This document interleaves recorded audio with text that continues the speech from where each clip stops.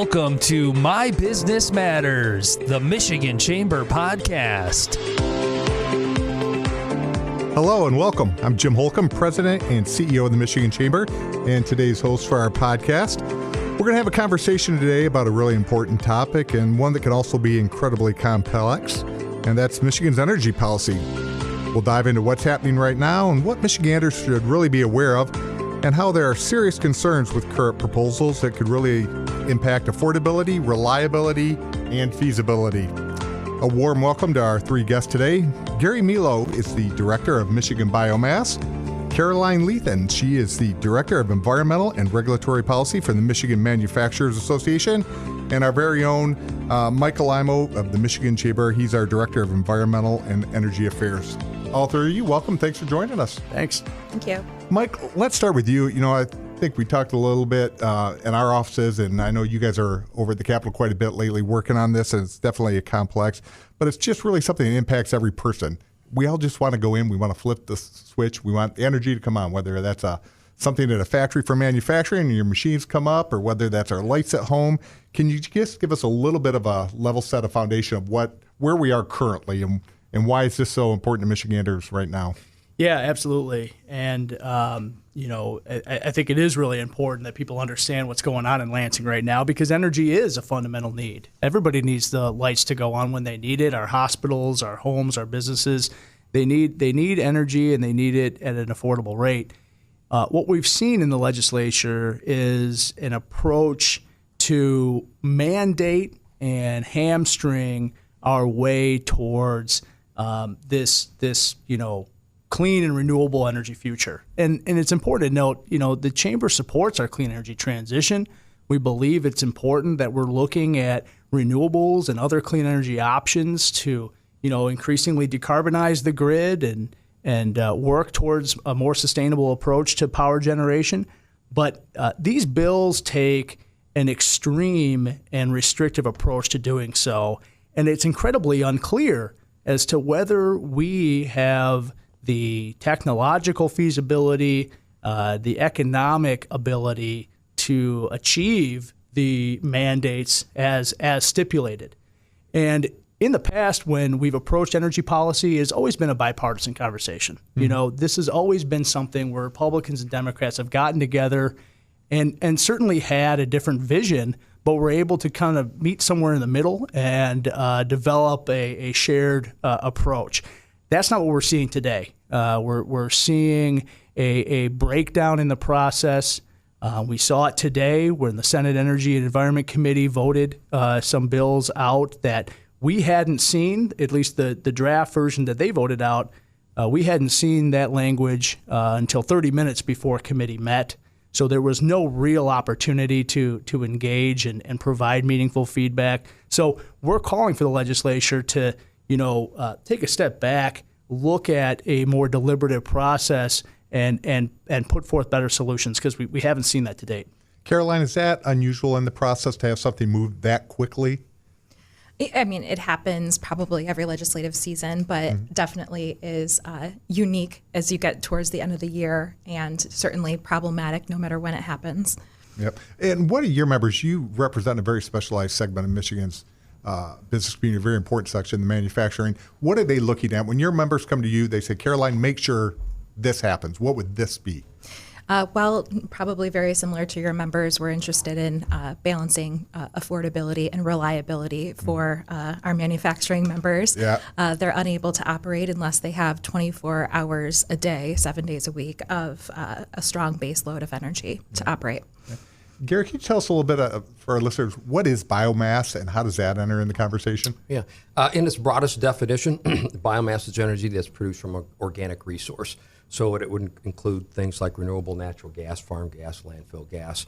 But in electricity generation, it's typically reserved for wood residuals and byproducts that are created through forest management, forest products manufacturing, and materials management. There is a lot of wood byproducts produced from stump to landfill along that value chain, and many manufacturers move their wood byproducts, their waste, into the biomass fuel market as a way of mitigating their or achieving their waste management goals, like avoiding landfills, and moving it to a resource like biomass power generation, which, as we know, is it's baseload renewable. So it helps those manufacturers and those folks that need that steady supply, and it takes care of that material that would otherwise go to waste. So we essentially, it's the term is beneficial use of secondary materials. It's part of the new Part 115 amendments and changes that were instituted late last year, a 7-year process at Eagle to do that. So we're part and parcel to materials management, forest management, and we produce baseload renewable power that supports the grid and does a lot of things that intermittent renewables can't do. So it sounds like it's really efficient use of materials and making sure you're using it all throughout the process to the last useful value of that material, and right. making sure it sounds like a very conservation friendly type approach. Mm-hmm. Mike, you referenced earlier in some of the comments talking about mandates. What mandates are on the table, and are mandates inherently bad, or is it just where we're seeing them kind of structured? Yeah, that's a good question. I wouldn't say that mandates are inherently bad. At face value, we understand that we want to put meaningful goals and progress into our energy portfolio and working towards a cleaner energy portfolio. Where it gets extreme is where we're pushing beyond what market drivers are telling us is possible, what utilities are telling us is possible in terms of managing the grid and ensuring reliability and managing the grid. And so what we have challenges with are these bills stipulating that we need to get to certain thresholds of renewable energy by such and such a time. So as it currently stands, I haven't had the chance to dig into the most current draft, but I believe we're in the 60% by 2034 time frame.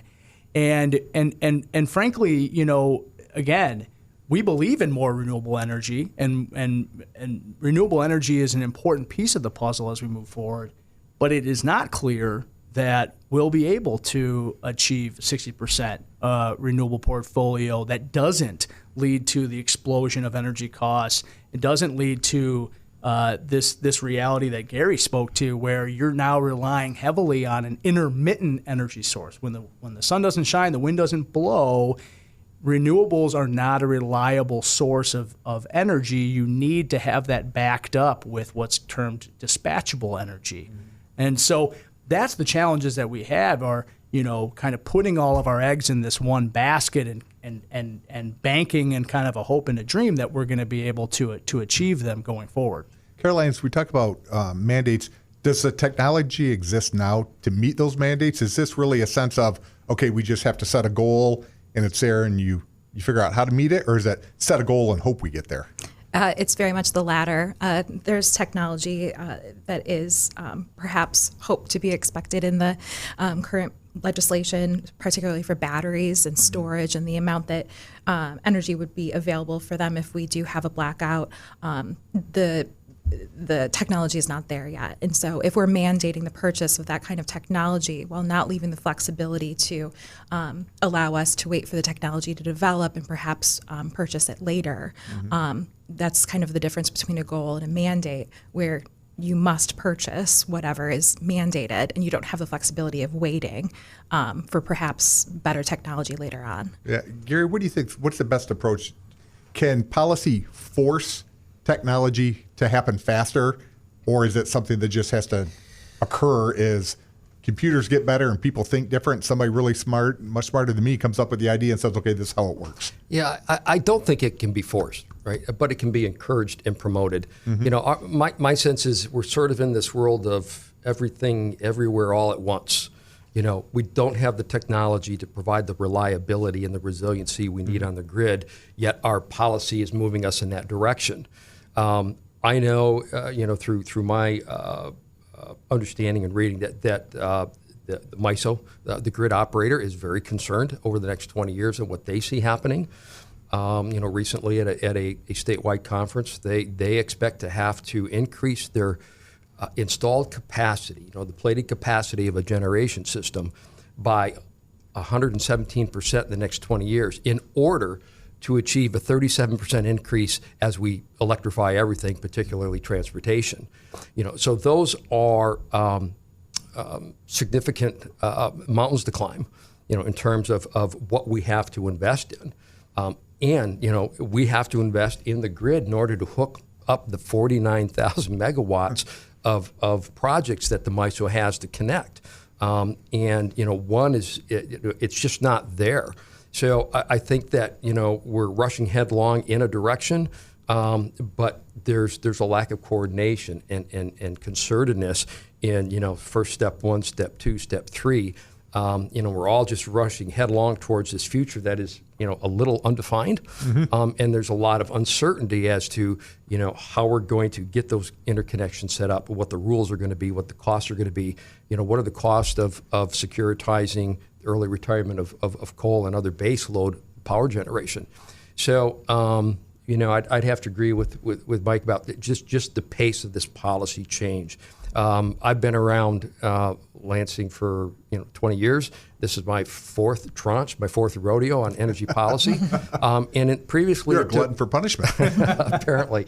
But in the past, it took a year or more, to get everybody in the room to hash out these things and then put together the policies that people could live with, and then go through the legislative process. And here it's just everybody's sort of running on treadmill, and it's just a little hard to keep track of everything. Like Mike said, we got the latest draft of these bills 20 minutes before committee today. You raised a good point too. One, thanks for always participating in the process. If this is your fourth go around, how do you rate policy that envisions the future as being unsure? Because it seems like you have to have state laws and rules and regulations that are flexible to say, hey, in 3 years, somebody may discover something, so you don't have to constantly be having these massive rewrites. Or is that just something we're always going to have to do? I'm going to go back to 2012 with Governor Snyder when he announced his, what he called no regrets energy future, which that one had established a new paradigm for energy decisions from reasonable and prudent to most reasonable and prudent. And he wanted to set down a policy path that no matter which way the future went, that we'd be able to nimbly adjust and follow that path, that we didn't go off to the left and find out we should have gone hard right in terms of where our energy policy and our energy resources are going. So I think that we've narrowed the scope of what's the right path, and I think everybody's shouldering and elbowing for room as we move down that path. And I think there's potential for, visions to be too narrow and the possibility of missing opportunities. And such Jim, as that. I just want to add to what Gary said. Caroline, Gary, and I have not been shy about communicating the economic and regulatory realities of trying to go down this route. And the response that we've often seen has to do with off-ramps. It has to do with this idea, well, we'll bake language in that kind of will alleviate the pressure on any one electric provider where and when they can make the case to the MPSC that they just simply can't meet the goals. And, if you're relying on off-ramps, if you're relying on this major asterisk within the bill that you're pursuing, I think that's inherently a problem. And I think that's something that I think we should all be very cognizant of, that there seems to be an admission in relying so heavily on this off-ramp language that we're not, that lawmakers understand to some extent that we can achieve these goals, and yet we're trying to go down this route anyways. And so it bows to that uncertainty that Gary spoke to. Yeah. Caroline, a lot of what we're talking about, in my mind, I just have this visual of dollars out the door, the cost implications, for the regular consumer, for a business across state. How important is this for your members? Like, what would it do to Michigan's manufacturing economy if rates just spike? Yeah, it would be disastrous.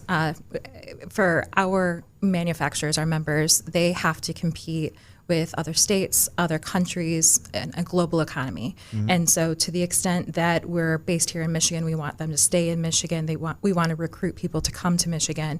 If they can't make products at a competitive price, then they will no longer deem Michigan a good business climate for them to come to.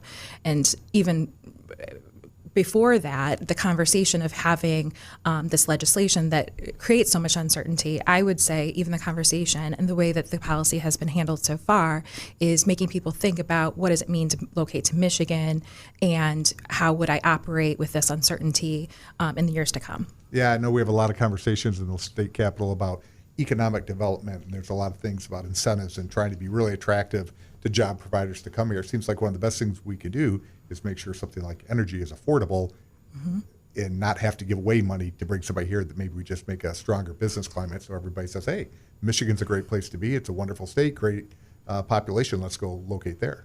That would be ideal. Well, if you could make that happen, I think we'd all be really happy. We would all love that. Yeah, absolutely. We actually have a member that called, and they employ 340 employees. They pay $250,000 a month for energy, which is $3 million a year. And they were recruited by Missouri, who said that they could save them $600,000 a year. I mean, they have to consider that. Yeah. And how do we say, no, you need to stay in Michigan? Especially with this kind of policy being discussed. Yeah, and that's what's so frustrating from the chair I sit in, to look at it and say, we have population commissions, we have all these people saying, oh, let's make Michigan really attractive, let's make sure, how do we grow the jobs of tomorrow, how do we keep our smart kids in college here, and yet we have policies that seem to make it harder and harder for business to stay. Well, Jim, I mean, I think that's why the Chamber and MMA and hopefully Michigan Biomass, I don't think we've formally got you on board yet, but have formed the Great Lakes Growth Coalition that really focuses on that, I think, core message, in that the business community has a clear vision for how to address a number of Michigan's challenges, or at least solutions in which we can, achieve Michigan's economic prosperity. And it's important that we as the business community come together and unify on that message, because we're seeing left and right approaches by the legislature to whittle away at that. And so the part of the Great Lakes Growth Coalition is the Clean and Affordable Reliable Energy Coalition that's really focused on this discussion. And so encourage everybody to check that website out and sign up to become a part of it, because these issues aren't going away, and we need to continue to communicate and educate these lawmakers. Gary, I think you probably fall into this space definitely, but what is clean energy? If I'm just a listener to this podcast, is there a definition, or is it the eye of the beholder, whatever somebody thinks is green in their mind? It really is, subject to interpretation. And I know in these Senate bills, they attempt to define that.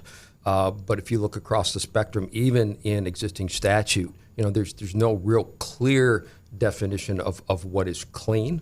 You can go from state to state and find different definitions. So, even like, well, what's renewable?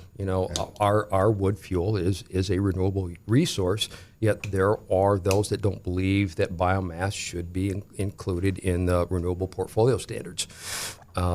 It really, I think, you've got to drill down there as to, so what are you trying to achieve? And I don't think that's clear. The one drawback that we have for some folks is we use combustion technology. And there is an element that believes that we shouldn't be burning anything because it creates other problems. Is that realistic, though? I mean, it sounds great in theory, but is that even realistic? How does Caroline's member or our members, how do you tell your employees, yeah, show up, we're gonna power up these machines, and maybe it's not a windy day or a sunny day or some other mechanism. If you have to be able to have the power.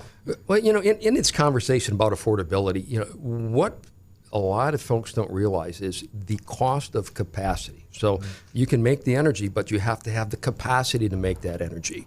And as we move more and more towards intermittent resources, we're going to have issues with that capacity, that ability to turn that light switch on and get that power on demand. We saw that in 2019 where we had a winter weather event and we had a pipeline fire that constrained natural gas for power generation, where it was a max gen event. If you can make more power, make more power. We were able to make more power when others couldn't because the gas supply wasn't there. Coal was already running maxed out. Yeah. So, going back to that no regrets energy future, having that base load capacity, even if, we're a small player. In our best year in 96, we generated 1.13% of all the power in the state. But it's the capacity, our ability to step up, support the grid, provide power when and when it's needed, when other resources are constrained. Mm-hmm. So, this comes to this question of energy resource diversity. Do we put all of our eggs in natural gas, wind, solar, and storage? Wind, solar, and storage have their upsides and their downsides, and as well as any resource does. But our facilities are located mostly in northern Michigan, where there's not a lot of transmission infrastructure. So their ability to constantly 24/7 put out power supports that system. Quite often, several of our facilities, when they're doing work on the system, hey, you've got to run at 100% for so many days because we got to shut down this wind farm or that gas plant in order to do the work. So there are a lot of what we refer to as ancillary benefits in what we do. Not only taking care of the millions of wood fiber byproducts that are generated every year, but keeping the system running, providing that certainty that a lot of people are concerned about in this transition to keep the power flowing. And taking the financial resources needed for our grid and to upgrade it out of it. Is there the manpower to do it? Do we have the trained technicians who can actually build out and enhance the grid? Because I was thinking, and I was in a conversation the other day about electric vehicles. Right now, you have gas stations all across the state. You can get your fuel in 3 minutes. I can hold this little pump at my car, and I'm ready to go. Do we have the infrastructure now? No. But do we even have the people power to build the infrastructure we need? Man, that's a question out of my pay grade. If I could answer that question, I'd be making a lot more money for a lot of different people. Well, certainly we know that the labor market's very constrained right now, and so it's certainly a matter of cost, but I think it's also a matter of time, and that you have to allow for business opportunity and investments to play out and allow it to move alongside economic opportunity. Regulating your way towards that is simply an approach that ultimately can lead to some really unintended consequences, and I think that's why we're here. And the issue is certainly complex. How impactful is politics in all of this? Not that somebody has a different viewpoint or a different opinion, but just bare knuckle politics where somebody says, I'm using this for my own political agenda or gain. How? I think what we see is a strong ideological motivation. I think the issues around climate change and clean energy are emotionally motivated. And again, I think there's broad consensus on the need to do more around taking a more sustainable approach to many aspects of our economy. But policy affects everybody. Mm-hmm. And it's so important that we take a cool-headed and data-driven approach to how we craft policy in this state. Again, otherwise, we lead to some really poor unintended consequences. Yeah, I think data-driven is absolutely important. We want safe, reliable, affordable energy, and the only way to get to these policies is through data. We're kind of closing in on time. I want to go around, what haven't we talked about that people should know about this? And Caroline, we'll start with you. Well, I would really like to reiterate that the business climate of Michigan matters, and the conversation that we're having right now is potentially putting us at risk for recruitment of new businesses coming to Michigan, and even our current businesses deciding to stay or expand. And so to the extent that that's already happening, hopefully we can salvage that. But at the same time, what becomes law is going to matter, and it's going to matter in the short term and long term, and we really have to hammer that home, that that's the most important thing for our economy. I think we really need to, our legislators need to be mindful of the big picture. That energy isn't produced and consumed in a silo, right? Everybody depends on it. It goes out everywhere. And we need to take a look at the upsides and the downsides of all of that. Again, these ancillary benefits. I look at our job, it's not the power we generate, it's how we make that power that brings benefit to a lot of different sectors. Mm-hmm. We optimize the value of Michigan's forest resources by capturing the last bit of value out of that wood fiber, whether it's habitat development, whether it's forest stewardship, health, sanitation, salvage, logging, forest products manufacturing, mills, even diverting those forest products when they're headed to a landfill. So, I don't think we should take a look at our energy resources in the vacuum of, what's cheap and affordable and available. We have to take a look at everything that surrounds that. So on our resource side, we manage those materials. We estimate we save Michigan DNR between $1 and $2 million a year by buying material generated by their habitat restoration and development work instead of them having to process it and keep that material on the landscape. So we really need to, I think, take that broad perspective. Maybe check ideology and emotions at the door and begin to take a look at the facts and the data about our energy resources and everything that's involved with that, from fuel procurement, transportation, to the customers using that power. Yeah, I think one of the best things you just said there is check your emotion and ideology at the door. What's the best policy for Michigan? What makes us the strongest state we can possibly be, and what serves the citizens? Mike, what's the status? Where does this go? I know you three are all in the Capitol every day, and you're talking to legislators. What's the outlook? Does this happen soon, or is it not ready for prime time yet? I mean, usually this is where you use a crystal ball metaphor of some sort. The uncertainty around what happens going forward has never been cloudier. The Senate passed the 3-bill package out of committee today. It could come up on the floor tomorrow. We're still, I think, working towards getting some answers on that. Tough to know when and where we get those answers. We did not know about what was on the agenda for committee today until about what was it, 30 minutes before committee met. Yeah, if we're being generous. And you guys are fast readers. And we didn't see the bills until we walked into the committee room. And so, that's where it comes back to the fundamentals of having a good process in place. But, I know that all of us here will continue to advocate on behalf of our members, communicate with lawmakers, and ultimately encourage them to use us as resources for getting real-time feedback on proposed legislative changes. I do think the bills will continue to change as they move forward in the process. Great. And that will have to be our last word on the topic for today. We're already out of time, unfortunately, but a very special thanks to Gary, Caroline, and Mike, not only for the conversation today, but what all three of you are doing. It's an important policy area, and it takes people really to dig into the details, and we all appreciate that. And thank you to all of you for listening. Energy policy affects all Michiganders, and it's certainly something we all have to stay up on.